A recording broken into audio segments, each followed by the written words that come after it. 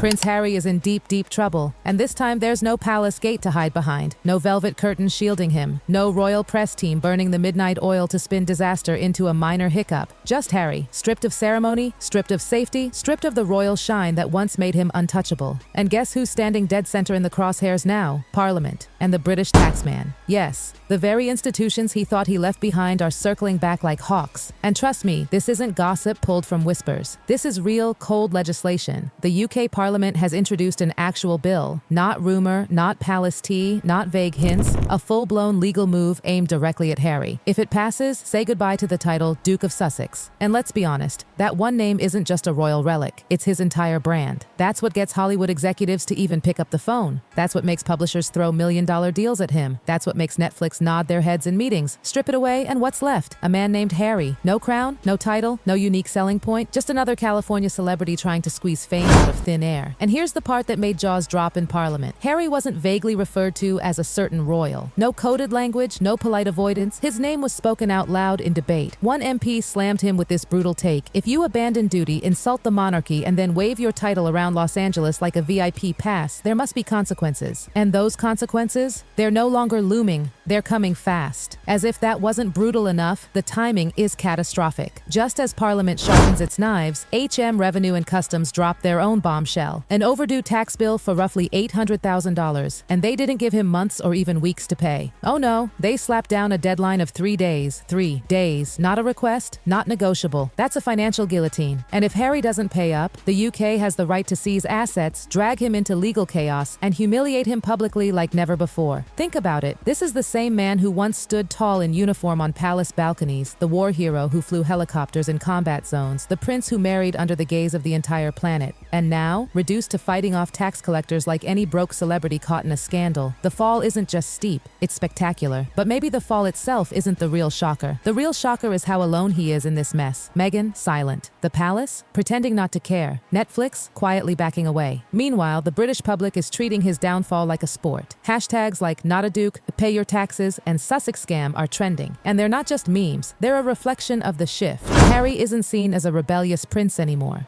He's the runaway royal who cashed in and now looks shocked when the bill finally arrived. Behind the scenes, Archewell is allegedly under scrutiny too. Whispers about funny numbers, dodgy expenses, and a brand that went from shiny to radioactive in record time. One Hollywood executive reportedly labeled the Sussex brand as toxic. And in Tinseltown, where stability is everything, toxic isn't a warning. It's a death sentence. So here Harry stands, dangling off a cliff, his title slipping, his finances collapsing, his adopted country, California, watching while his birth country reminds him that independence doesn't come free. It comes at a price. And now, the price is stacked high and there's no royal backup to foot the bill. And now, let's talk about Meghan. Because if anyone thought she'd come charging in to defend her prince, they were dead wrong. Her silence is louder than any statement could ever be. For someone who's built an entire image around vulnerability, confessions, and perfectly staged narratives on podcasts and Netflix specials, her sudden quiet feels chilling. Not a single photo, not a cryptic repost, not even a bland statement about standing strong together. Nothing. And guess what? Insiders say that silence isn't accidental. It's calculated. Behind closed doors, Meghan is reportedly pulling away from Harry's mess. And can you really blame her? Archetypes is gone, Spotify cut ties, and their Netflix deal hanging by a thread. She knows her brand is already on shaky ground. Why would she risk dragging it further into Harry's spiraling disaster? In Hollywood, it's all about optics. You don't attach yourself to instability unless you want your own name erased from every guest list in town. But what makes this storm different from the earlier ones is the sheer flip of the narrative. When Harry and Meghan first broke away from the palace, the world saw them as rebels. Brave disruptors challenging an outdated system. People around the globe sympathized. They exposed the coldness of royal life, painted themselves as survivors of a cruel machine, and walked into California with their heads held high. But now, that energy is gone. People don't see rebels anymore. They see opportunists. Two celebrities who cashed in on royal connections and are now stunned that the bill for freedom has come due. And it's not just gossip columnists saying it. British lawmakers are spelling it out. One senior MP outright called Harry's use of his title abroad while profiting a mockery of public service. Another argued that if Harry insists on living like a private citizen, then he should be treated like one. No immunity, no special treatment, just another man facing the consequences of his choices. The message couldn't be clearer. You can't abandon your post and still wear the uniform. Meanwhile, the financial pressure is cracking the polished California facade. That Montecito mansion, not cheap, add in staff, security, and the luxury lifestyle.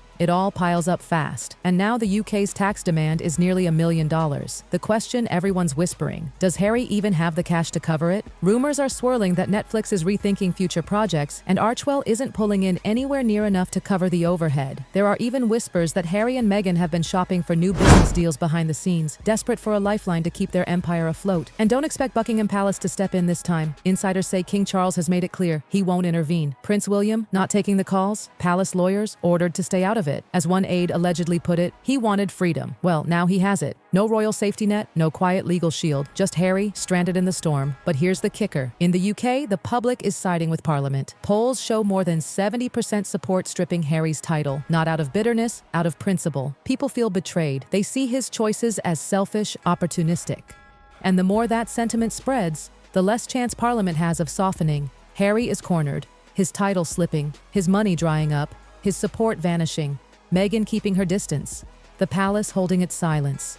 For the first time in his life, Harry is facing something brutal, raw accountability.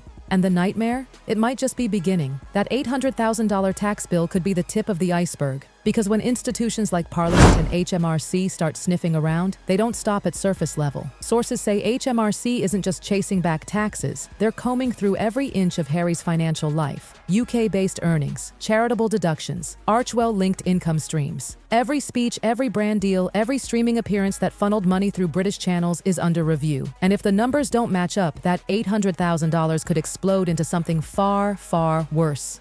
Whispers are already circling about Archewell itself being targeted, not because it's some shady offshore scheme, but because any nonprofit tied to fame, royalty, and money becomes a lightning rod when the accounts look fuzzy. Investigators are reportedly curious about overlapping business expenses, travel billed as outreach, and where exactly that Netflix cash ended up. If the books don't line up neatly, this won't just be a tax issue. It'll be a full-blown public scandal, with receipts. And let's be real, the timing couldn't be worse. Harry's supposed Hollywood dream is starting to look like a nightmare. Studio execs, the ones who control the big checks and the big deals, live by one principle: control. They want polished brands, stability, and predictability. But Harry, right now, he's none of those things. His reputation is shaky, his finances are in shambles, his image is volatile, he's not a safe investment, he's a headline waiting to explode. The public sees it. That's why the hashtags aren't kind. That's why the memes are brutal. This isn't sympathy anymore. This is ridicule. The British people don't see a victim. They see a man who ran, cashed in, and is now shocked that the bill has landed on his doorstep. And if the polls are right, more than 70% of the country wants his title gone. Not out of hatred, out of principle. Because in their eyes, you can't abandon duty, profit off the name, and then expect immunity when the system bites back. And Meghan's silence? It's deafening. Every day she stays quiet. The optics look worse. It feels less like a wife's loyalty and more like a calculated brand decision, protecting herself, distancing herself, choosing survival over solidarity. And while she stays silent, Harry stands more alone than ever. Once a prince, now a liability. Even the monarchy has washed its hands of him. No bailout from Charles, no brotherly lifeline from William. Palace lawyers are out. The firm has drawn the boundary line. This isn't family business anymore. It's Parliament, it's taxes, it's public accountability, and maybe that's the most brutal part of all. The final blow won't come from Parliament or HMRC. It won't even come from Meghan. It'll come from within. When Harry himself realizes that in trading royalty for relevance, he ended up with neither. No title, no safety net, no guaranteed money. Just a man cornered by the country he thought he left behind, stripped of the crown, facing consequences no crown can protect him from. That's the story. The fall of Prince Harry, not in whispers, not in speculation, but in full public view. A slow-motion collapse turned into global entertainment. And unless something changes, unless he pulls off the miracle of all miracles, this chapter may just be the one he can't escape. That's enough for this one.